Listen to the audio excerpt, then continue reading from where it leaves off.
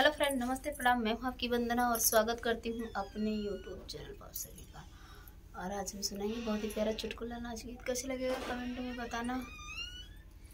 सुन ले तू ससुरे के हाल मोरी दीदी, सुन ले तू ससुरे के हाल मोरी दीदी, सुन ले तू ससुरे के हाल मोरी दीदी। पहिले पहिले जब गईले ससुरवा, पहिले पहिले जब गईले ससुरवा, सासू मोरी आरती उतारै मोरी दीदी, सासू मोरी आरती उतारै मोरी दीदी। सुन ले तू ससुरे के हाल मोरी दीदी, सुन ले तू ससुरे के हाल मोरी दीदी। दूसरा पठौनी जब गईले गवनावा, दूसरा पठौनी जब गईले गवनावा, सासू मोरी लगवा सुतावै मोरी दीदी, सासू मोरी लगवा सुतावै मोरी दीदी। सुन ले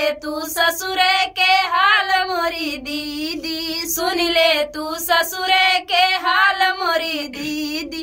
तीसरी पठौनी जब गईले गवनावा, तीसरी पठौनी जब गईले गवनावा, सासू मोरी झोटवा उखड़ाई मोरी दीदी, सासू मोरी झोटवा उखड़ाई मोरी दीदी। सुन ले तू ससुरे के हाल मोरी दीदी, सुन ले तू ससुरे के हाल मोरी दीदी।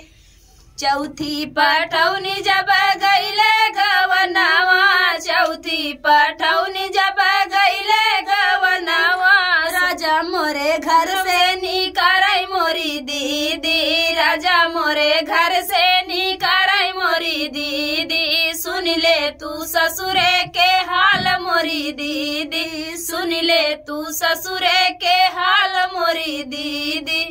बहुत दुखदाई वाला बात रहा।